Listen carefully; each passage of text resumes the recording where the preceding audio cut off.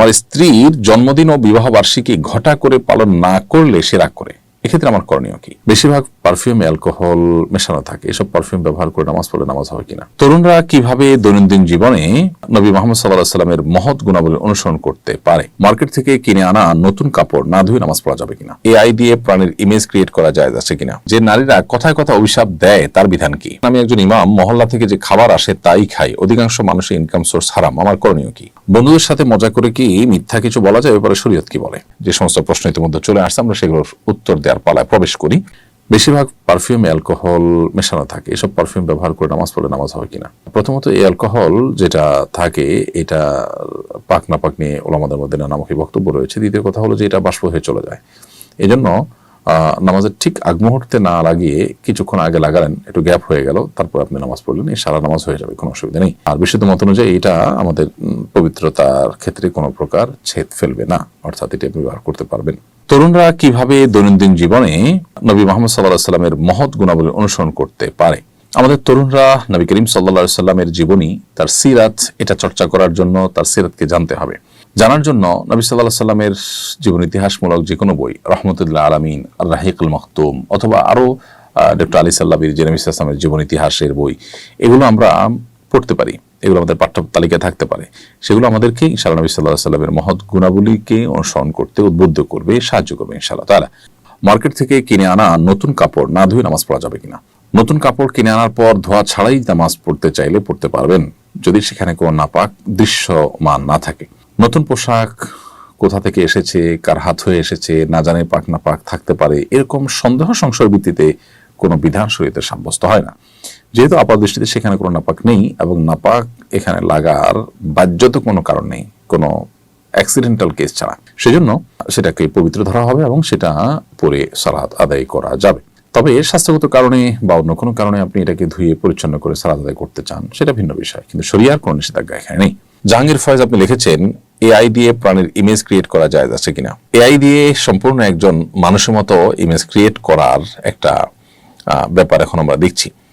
সাধারণত যেই কারণে নবী করিম সাল্লাল্লাহু আলাইহি সাল্লাম ছবি অঙ্কন করতে নিষেধ করেছেন, এখানে সেই কারণটা অনেকখানি বিদ্যমান, এবং মানুষ যে হাতে অঙ্কন করে আরেকটা প্রাণীর ছবি বা ভাস্কর্য, এই এআই দিয়ে তৈরি করাটা অনেকটা সেরকমই। তো সেই কারণে এটাও হারাম হওয়াটাই হলো আপনার কোরআন ও সুন্নাহর সাধারণ যে আপনার ডিমান্ড সেটা। তারপরও আমরা এই বিষয়ে আশা করব যে বিদগ্ধ বিচক্ষণ দেশি কিংবা বিদেশি বিভিন্ন স্কলারগণ আছেন, সিনিয়র উলামা ইকরাম আছেন, তাদের আরো ডিটেইল ফতোয়া নিয়ে ইনশাআল্লাহ আপনাদেরকে আমরা জানানোর চেষ্টা করব।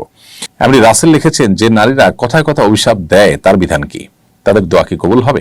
নারী হোক আর পুরুষ হোক, কথায় কথা অভিশাপ দেওয়াটা এটা ভালো জিনিস নয়। নবী করিম সাল্লাল্লাহু আলাইহি সাল্লাম তার সম্পর্কে হাদিসে বর্ণিত হয়েছে যে নবী করিম সাল্লাল্লাহু আলাইহি সাল্লাম তিনি লাআন, তাআন, ফাহিশ এবং বাযী ছিলেন না, অর্থাৎ কথা কথা অভিশাপকারী, মানুষকে দোষারোপকারী, অশ্লীল উক্তিকারী, অশ্লীল কাজ করা মানুষ, অথবা নিচু কথা বলা, নিচু চিন্তার এরকম কোন চরিত্রের থেকে আল্লাহ নবী সাল্লাল্লাহু আলাইহি ওয়াসাল্লাম পবিত্র ছিলেন। তার মানে তিনি কখনো এগুলো করতেন না। তো সেজন্য কোনো নারী হোক আর কোনো পুরুষ হোক, যিনি কথা কথা মানুষকে অভিশাপ দেন, তিনি অবশ্যই গুনাহগার, তিনি অবশ্যই পাপিষ্ঠ, এবং এটা অভিশাপ দেওয়াটা একটা গুনাহ। মানুষের প্রতি আপনি কোনো কারণে অসন্তুষ্ট হয়ে আপনি যদি কিছু তাকে ভর্ৎসনা করতে চান, তাহলে এমন শব্দ বলবেন যেটাতে অভিশাপ নেই বরং দোয়া আছে। যেমন একজন মানুষ খারাপ কাজ করছে, আল্লাহ তোমাকে হেদায়েত দান করো, তুমি খারাপ কাজ থেকে ফিরে আসো, এটা উৎসাহ প্রকাশ করে মানুষ বলতে পারে। কিন্তু যদি আপনি তাকে বদদোয়া দেন, তাহলে সেক্ষেত্রে আপনি নিজে গুনাহগার হবেন। অতএব এটা নারী পুরুষ সবার জন্য সমান, কিন্তু এর মানে এই না যে অভিশাপ দিলে তার দোয়া কবুল হবে না, এমন কোনো কথা কোরআনে কোথাও নেই। তবে পাপিষ্ঠ হওয়ার কারণে আল্লাহর রহমত থেকে তিনি বঞ্চিত হবেন, সেটা তো বলাই ভালো। নাজমুল হাসান লিখেছেন, আমি একজন ইমাম, মহল্লা থেকে যে খাবার আসে তাই খাই, অধিকাংশ মানুষের ইনকাম সোর্স হারাম, আমার করণীয় কি? গুরুত্বপূর্ণ প্রশ্ন। ইমাম সাহেবরা বাসা থেকে খাবার আসবেন, সেটা খাবে, এটা ব্যক্তিগতভাবে আমার নিজের কাছে খুব ভালো লাগে না। কারণ হলো, প্রথমত নানান উপার্জনের ব্যাপার আছে, দ্বিতীয়ত হলো ইমাম সাহেবের একটা আত্মসম্মানের ব্যাপার আছে। প্রয়োজনে মসজিদ কর্তৃপক্ষ ইমাম সাহেবকে খাবার দাবার বাবদ আলাদা ভাতা দিয়ে দিবেন, তিনি তার মতো করে রান্না করে নেবেন বা খাবার জোগাড় করে নেবেন। বাসা থেকে খাবার আসবে, এটা দেখতে ভালো দেখা যায় না। একটা সময় হয়তো এত অ্যাক্সেস ছিল না, মানুষ তখন এগুলোর উপর নির্ভর করেছে, এখন আলহামদুলিল্লাহ বহু সুযোগ আছে। সো ইমাম সাহেবদের এই উপায় থেকে, এই পদ্ধতি থেকে তাদের বের হয়ে আসা উচিত, এবং মসজিদ কর্তৃপক্ষের সেখানে সহযোগিতাপূর্ণ মানসিকতা থাকতে হবে। মূল প্রশ্ন উত্তর যদি আমরা আসি যে বেশিরভাগ মানুষের ইনকাম সোর্স হারাম, আপনার খাবার যে ইমাম হিসেবে আপনার খাবার যে বাসাগুলোতে আছে তাদের শুধু হারাম উপার্জনই আছে, কোনো হালাল উপার্জন নেই, এটা যদি আপনি জানতে পারেন তাহলে তাদের বাসার কোনো কিছু আপনার জন্য খাওয়া হালাল হবে না। আর যদি হালাল হারাম মিশ্রিত থাকে তাহলে আপনার চেষ্টা করতে হবে সেটা অ্যাভয়েড করার, কিন্তু সেটা খেলে আপনার জন্য হারাম হবে না। এই জন্য যে বাসাগুলোতে খাবার আছে সে বাসাগুলো ঠিক কোন ক্যাটাগরি তাদের উপার্জনটা সেটা আপনাকে বের করতে হবে, তারপর আপনি ডিসিশন আসতে সহজ হবে।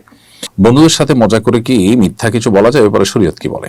আমাদের তরুণদের অনেকের মধ্যে এই ব্যাধিটি বেশ মারাত্মকভাবে দেখা যাচ্ছে যে রসিকতা করে মিছামিছি তারা অসত্য কথা বলছেন, মিথ্যা কথা বলছেন এবং মনে করছেন যে এটা পার্ট অফ বিনোদন, এটা তো সিরিয়াস না, তাহলে গুনাহ হবে না। অথচ মিথ্যা এতটা ভয়াবহ অপরাধ, এত বড় গুনাহ যে সিরিয়াসলি মিথ্যা বলা তো গুনাহ বটেই, পাশাপাশি কেউ যদি রসিকতা করে দুষ্টমির ছলেও মিথ্যা বলেন সেটাও কিন্তু গুনাহ এবং কবিরা গুনাহ। এই জন্য নবী করিম সাল্লাল্লাহু আলাইহি ওয়াসাল্লাম বলেছেন, আনা যাইবুন বিবাইতিন ফি ওয়াসাতিল জান্নাহ লিমান তারাকাল কিযবা ওয়া ইন কানা মাযিহান। যে ব্যক্তি মিথ্যা কথা পরিহার করবে, হোক সেটা দুষ্টমি করে, রসিকতা করেও যে মিথ্যা কথা বলবে না, সে ব্যক্তির জন্য নবী সাল্লাল্লাহু আলাইহি ওয়াসাল্লাম জান্নাতের সেন্টার পয়েন্টে একটি প্রাসাদ আল্লাহর কাছ থেকে পাইয়ে দেওয়ার দায়িত্ব দিয়ে নিয়েছেন। এই জন্য মিথ্যা সর্বাবস্থা পরিত্যাজ্য, হোক সিরিয়াসলি হোক সেটা দুষ্টমি করে আপনার বিনোদনের ছলে। রসিকতা করে ইমানদার মুসলিম একজন মানুষ তিনি মিথ্যা কথা বলবেন না।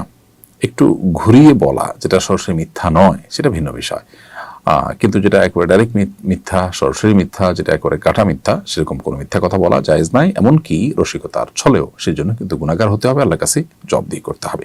আল্লাহ আমাদেরকে বোঝার তৌফিক দান করুন। শরীফা মিতা আপনি লিখেছেন, আমার স্ত্রীর জন্মদিন ও বিবাহ বার্ষিকী ঘটা করে পালন না করলে সে রাগ করে, এক্ষেত্রে আমার করণীয় কি? শরীফ মিতা, আপনার প্রশ্নের উত্তরে আমরা বলতে চাই যে স্ত্রী যদি তার জন্মবার্ষিকী বা বিবার্ষিকী না পালন করলে দিয়ে নাখোশ হন, তাহলে তাকে আসলে বোঝানো দরকার। এই সমস্ত আনুষ্ঠানিকতা এগুলোতে বেশিরভাগ ক্ষেত্রে বাইরের লোকজন ইনভলভ হন, সেক্ষেত্রে আপনার স্ত্রীর সৌন্দর্য তারা অবলোকন করেন, সেজেগুজে তাদের সামনে নিজেকে উপস্থাপন করেন। এটা একজন আত্মসম্মান বোধ সম্পন্ন নারী, যিনি বাস্তবতা বুঝেন, অন্য পুরুষরা তাকে দেখে কি চিন্তা করেন সেই বিষয়টি যিনি জানেন, তার আসলে এ ধরনের কোনো বিষয় তার কোনো আগ্রহের জায়গা বা শখের জায়গা থাকতে পারে না, বা শখের বিষয় হতে পারে না। সেজন্য আপনার স্ত্রীকে আপনার বোঝানো দরকার। সেই সাথে জন্মদিনের সাথে ধর্মবিশ্বাস একটা বিরাট সম্পর্ক আছে জন্মদিন উদযাপনের সাথে, তো সেটা তাকে বোঝানো দরকার। যদি একান্ত আপনি না বোঝাতে পারেন, সেক্ষেত্রে আপনি স্ত্রীর এই রাগের কাছে মাথা নত করে আপনি এই কাজগুলো করতে বাধ্য নন। তিনি রাগ করে থাকতে পারেন, অন্য কোনো ভাবে আপনি তাকে কনভিন্স করবেন, তারপর আপনি আপনার অবস্থানে অটল থাকবেন, তবে চেষ্টা করবেন তাকে বুঝিয়ে আপনার যে অপারগতার জায়গাটা সেটা তাকে বোঝানো এবং সে জায়গা নিয়ে আসা। প্রিয় দর্শক, দেখতে আমরা অনুষ্ঠানের একেবারে শেষ প্রান্তে চলে এসেছি, সময় হয়েছে আমাদের বিদায় নেওয়ার। আমরা যে সমস্ত কথা শুনলাম, জানলাম, বুঝলাম, আল্লাহ তাআলা আমাদের সবাইকে আমল করার তৌফিক দান করুন। হাযা মা ইনদি ওয়া আল ইলমু ইনদাল্লাহ ওয়া জাযাকুমুল্লাহু খাইরান। আসসালামু আলাইকুম ওয়া রাহমাতুল্লাহি ওয়া বারাকাতুহু।